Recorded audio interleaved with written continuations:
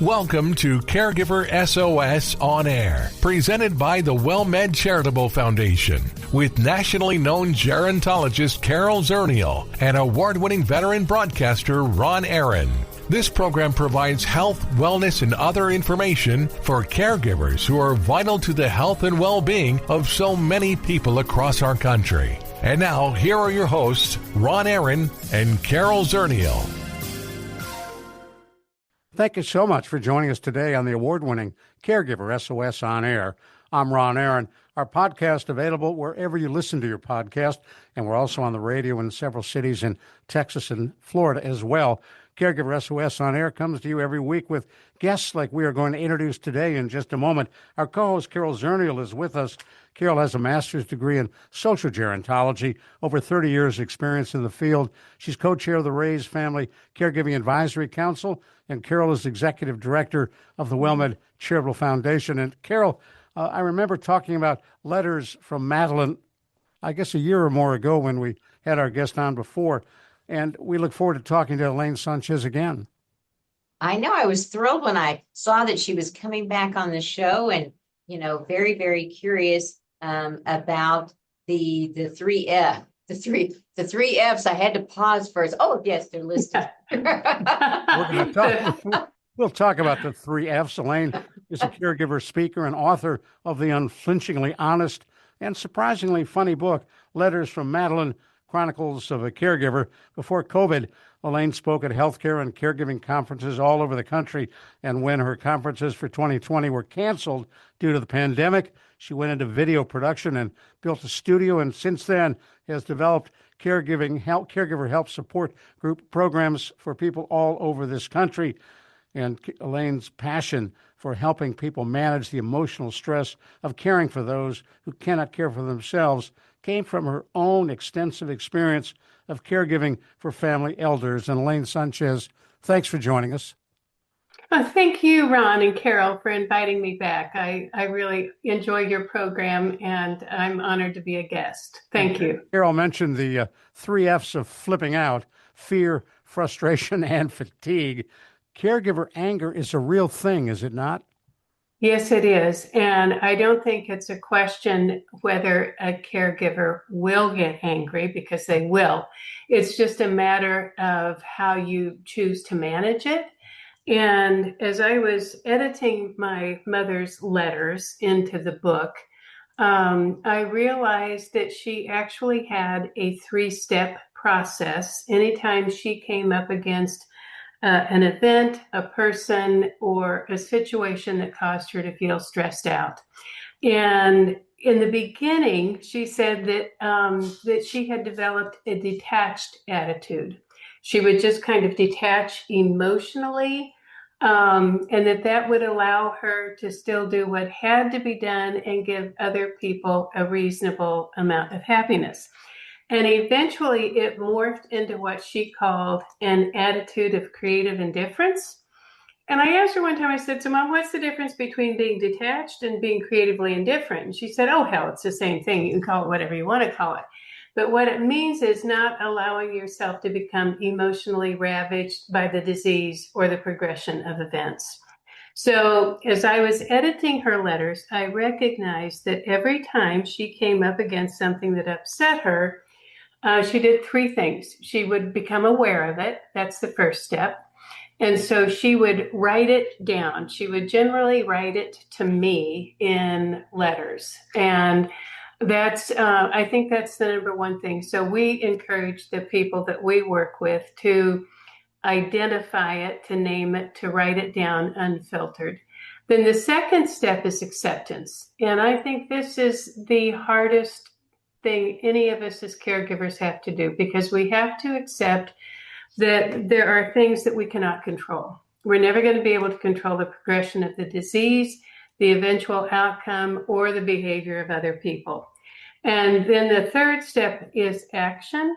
And with this, we have 2 choices. We look at it, and if you're dealing with Alzheimer's, Parkinson's, or, another kind of progressive degenerative disease, a lot of times there is not going to be a solution, right? So then you can either choose to obsess over it or release your emotional attachment to it. So now that brings us back. Do you want me to take a break? You can say something here, and then we'll talk about how to apply that to fear, frustration, and fatigue. No, keep charging ahead. Okay. So with fear, then I encourage people to talk about the things that they fear. And with most caregivers, just the scratching the surface, they fear how bad it's going to get, how long it's going to last, how much it's going to cost. They fear that they're not going to have the strength or the ability to meet all of their needs of their care receiver. They fear death, even when they know it's inevitable and possibly the best outcome. They fear finding a loved one's body, or they fear the process. And so I think when people can identify these things and name them, then accept that some of these things are going to happen, that this is just part of the caregiver's journey. And then some things are not going to happen. And I encourage people to look at the things, possibly the worst possible thing that could happen, make a plan for it. And then trust themselves that they will have the strength, the courage, and the wisdom to make the good decisions, the tough decisions when they come. But I think expressing them, okay, go ahead, Ron. I said we'll pick this up in just a minute, but I want to let folks who know they've just joined us. You're listening to Caregiver SOS On Air, our award-winning program available on podcast and on the radio in several markets in Texas and Florida as well. And we're talking with Elaine Sanchez. Carol Zernial, our co-host, is here. We're talking about not only her book, Letters from Madelyn, but ways in which caregivers can adjust to the situations in which they find themselves. And Elaine, let's back up a little bit for folks who may not be aware of Letters from Madelyn. Tell us about the letters that your mother wrote that formed the foundation for your book. How did that happen? Well, my dad had a stroke on October 30th, 1993, a long time ago. And they lived on a farm in Kansas, and she was losing her hearing. She had macular degeneration. She was recovering from open heart surgery, had congestive heart failure. And then my dad had a stroke, and she became his caregiver. So one of the ways that she managed her stress was to write letters to me. So she would just go to her wildly cluttered desk and disengage her emotional monitor, and she would just write about everything that was happening and exactly how she felt about it. Her letters were unfiltered, and she wrote them in real time. So in 2004, I was asked to speak at our church about mother-daughter relationships on Mother's Day. And I read a couple excerpts from one of her letters, and people said to me, "You have to write a book." So I did. And then that was kind of the thing that launched it, because she had a wicked sense of humor, and she was also totally open and honest about her experiences. She prayed every day that she would be a loving and willing channel for God's love. And some days she said she was, and some days she wanted to tell God to go find himself another servant. She was not enjoying this at all. I'm out of here. Yeah, I'm out of here. So the letters were really rich, and I have found that even though she wrote them between 1993 and 1999, they still resonate with caregivers today because of all of the emotions that she felt and the honesty with which she shared them, and the courage with which she faced them. Well, you've said that word honesty sprinkled throughout the conversation already today. And I'm not sure that caregivers think about being candid with themselves, right, or being candid with those around. Because for the people around them, they don't want to be a drag. They don't want to be a downer. And so I'm fine, everything's fine. And for themselves, they don't want to, sometimes you don't want to acknowledge how difficult it is for you or how angry or, disenchanted you are. I mean, the story that you have on your website, with not your mother, not real finding, her now husband after a stroke, a little repulsive, turned into an old man overnight. Right. And we know, and those are things that we all feel, but we're not honest with ourselves. I think that's true. And I feel so honored that she trusted me to write it. I think she would have exploded if she hadn't. She just simply would have. And she loved my dad. And at the same time, caring for him was incredibly difficult. And it was isolating, and it was lonely, and it was physically draining and exhausting. So can I talk about fatigue for a minute? Oh, yeah, absolutely. Yeah. So I have a story. This is another caregiver, but this is, I think every caregiver can identify with this. I was speaking at a conference in Wisconsin several years ago, and it was for people who were caring for loved ones with Parkinson's and Huntington's disease. And in the morning, I had talked about how important it was to get enough rest, the 3 F's, fear, frustration, fatigue.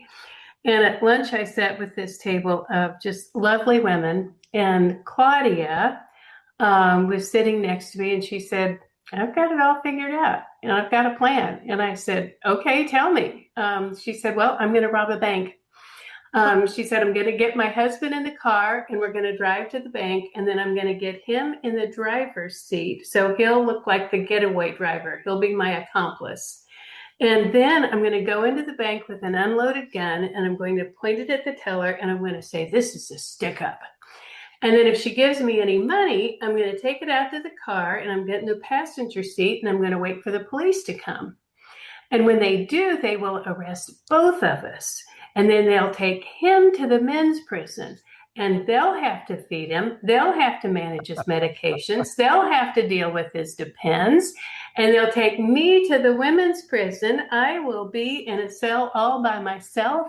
I can sleep during the night. I can read books during the day, and it won't cost us a dime. Well, sounds like a plan. Doesn't it though? And I ask people, does Claudia's plan make sense? And when people say, it kind of does, it's like, okay, well that if it makes sense to you, then that tells you that you are close to burnout. And you must find a way to get some respite and to get some rest, because yeah. We're going to pick this up in just a moment. Hang with us here. We're talking with Elaine Sanchez. Letters from Madelyn, her book. Carol Zernial, our co-host, is here. I'm Ron Aaron. You're listening to the award-winning Caregiver SOS On Air. Well, thank you so much for listening to Caregiver SOS On Air. We're delighted to have you with us. We come to you every week with a discussion of an issue, a problem, some accomplishments involved in caregiving, with more than 60 million caregivers across this country, but most thinking they are the Lone Rangers. We try to bring you the latest information and help that can make that job easier and more manageable. Caregiver SOS On Air takes a look at trends across this country. We provide tips on how to be a better caregiver, and most importantly, where you can go for help. On Caregiver SOS On Air, we try to give you what you need to make that caregiving manageable and to provide you with the help that can make your life easier. I'm Ron Aaron. Carol Zernial and I are delighted to co-host this program, and we're thrilled you've joined us on the award-winning Caregiver SOS On Air podcasts, available everywhere, brought to you by WellMed Charitable Foundation. Hello, friend. Hello, friend. Really good to see you once again. Hello, friend. Hello, friend. Really good to see you once again. Well, thank you so much for sticking with us right here on the award-winning Caregiver SOS On Air. I'm Ron Aaron. Our special guest today, Elaine Sanchez, Letters from Madelyn, her book. We'll tell you how to get a hold of it. We're talking about the kind of work Elaine has done in helping caregivers across this country, sharing the wisdom and information she has gathered and trying to help them deal with whatever difficult situations they're in. Carol Zernial, our co-host, is here.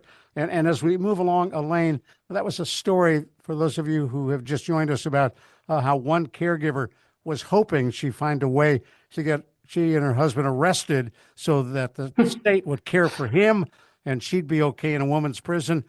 Nothing to worry about, 3 square meals a day, and she could read all she wanted. The bottom root of that story, Elaine, is how desperate people get sometimes as caregivers. Yes.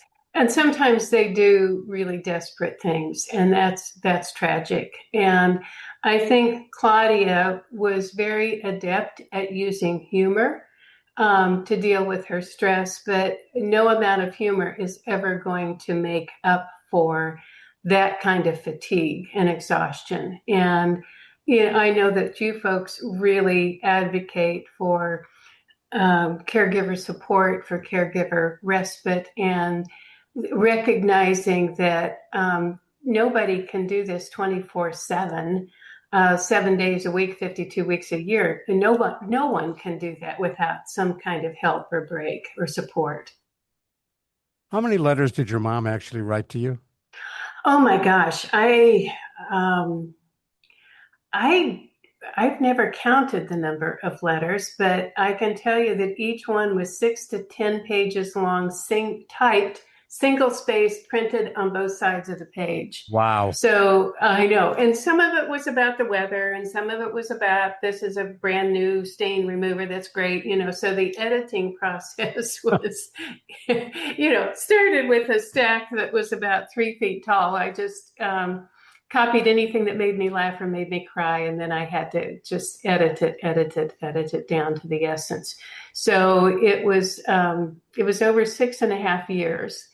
And I will tell you that her letters were never as interesting after my dad died, because she was, I think it was so real and so unfiltered. And she was working her way through this saga with a lot of challenges and with a tremendous amount of faith and curiosity and grace. And what did your mother do after your father died? What was her life like after that? We moved her out of the farmhouse that she had lived in for 47 years, and that was a big project. And she got an apartment in town, and she was loving it. She loved being around people, but her health was, her little body was worn out. I don't know how I think it was sheer determination that she lived long enough to take care of him. She came to Oregon to see us a few times. I took her to Hawaii for Mother's Day. And then in 2002, March 1st, 2002, she had a massive heart attack, and the doctor said she was probably dead before she hit the floor. And when she told me she had congestive heart failure, I was like, oh, no, Mom. And she said, no, I'm excited. And I said, you're excited? And she said, yeah, I'm just going to drop dead. I'm not going to have to suffer and, go through everything that your dad had to go through. And because she saw how her husband had suffered. Yes. And she didn't want to have to do that. So she went out with her dignity and her grace fully intact. And as you look at the book that you have written, Letters from Madelyn, what kind of response are you getting from folks who read it? Oh, they love it. And they normally buy copies and share it with friends who are caregivers. I self-published the first edition because no publishers were saying at that time, nobody's interested in caregiving. This is a boring topic, so I self-published and that's why I started speaking, because it's like, oh, I've got a basement full of books. Now what do I do? And so I started sharing her stories when I spoke in the beginning. Any place somebody would give me a place at the front of the room and a microphone. Yeah. So It's available on Amazon and in bookstores, and now that because I found a publisher and did the second edition in 2016. Good. And- Well, Go so ahead, Carol. go ahead. No, I was just going to say, so you just said, things have changed. What else have you noticed has changed in caregiving? I mean, did you have anything to do with caregiving before you decided to publish the letters? Well, sure. I was a long distance caregiver for my parents for 10 years. And, so that was being the professional, the sandwich generation, working a high stress job, raising 3 teenagers by myself, and then getting in a car or on an airplane and going back to Kansas as often as I could. I never intended to do this, but I never expected my mother to live very long. So I thought, well, if I save her letters, I'll always have a piece of her. So that's, it was never what I never thought that this would become my mission or my purpose, but it is, and I love it. And now my daughter has joined me in the business. That's cool. So so now it's a 3-generation family thing. Madelyn was our inspiration, and I have this support group. We're building a new website, building a new program, and Annie is very skilled in areas where I'm not. She grasps technology much more quickly than I do. So. Of course, she's younger. That helps too. So, Elaine, Yeah. I want folks to understand something, because we live in a day and age when very few people actually send letters. Your mother Yes. actually stuffed paper in an envelope, wrote out your address, put a stamp on it, and mailed it. Yes. Yes. Yes. I don't think people do that anymore. And, she did that because she was so hard of hearing. And she did it to save on money, because that was before you had cell phones, before email, and that was the way that she could communicate. Well, and what you just said, that's how caregiving has changed, but that's how life has changed. Yes. We have this instant communication. We have this access to technology. Yes. But the issues that your mother was facing have not changed. They have not. You are right. There is more support. When I first started writing and speaking about caregiving, there was still a question whether that was one word or 2 words or a hyphenated word. I remember that. Yeah, do you? Yes. Yeah, so you've been Yes, doing I this actually a do. long I've been time around that long. Yeah, and I think as difficult as COVID was, it was a blessing in some ways, because we all learned how to use Zoom. And, now we can connect with people. We don't have to be in the same room. I have clients that are in Europe, and, we can reach people wherever they are. And I think sometimes, it's wonderful to be in a room with a group of caregivers, but you can be in a room on Zoom with people without any geographic restrictions. And I think that's a real benefit and a blessing. We've got about a minute and a half left before we go. For folks who want to get a hold of you, how do they do that? And again, your book available on Amazon, Letters from Madelyn by Elaine Sanchez. How do folks find you? My website is caregiverhelp.com.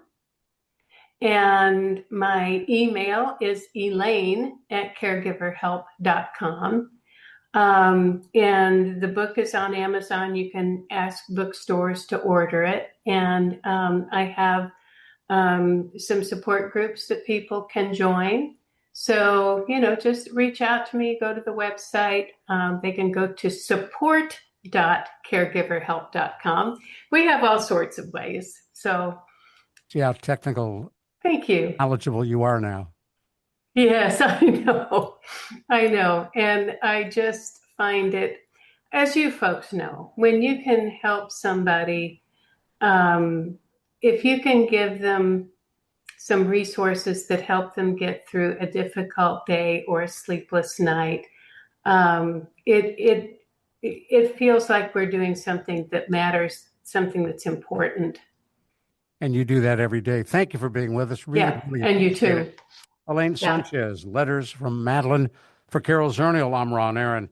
We'll talk with you again soon, right here on the award-winning Caregiver SOS On Air. The executive producer for Caregiver SOS On Air is Daniel Calderon. The producer is Sharice Pendleton. And the associate producer is Catherine Oglesby. We'll see you next week on Caregiver SOS On Air. You've been listening to Caregiver SOS On Air, an exclusive presentation of the WellMed Charitable Foundation. We welcome emails with suggestions and comments on this program at radio@wellmed.net. Join co-hosts Carol Zernial and Ron Aaron next week for more on caregiving, improving the health and well-being of caregivers and their care recipients everywhere. For more on caregiving and podcasts of our programs, visit caregiversos.org.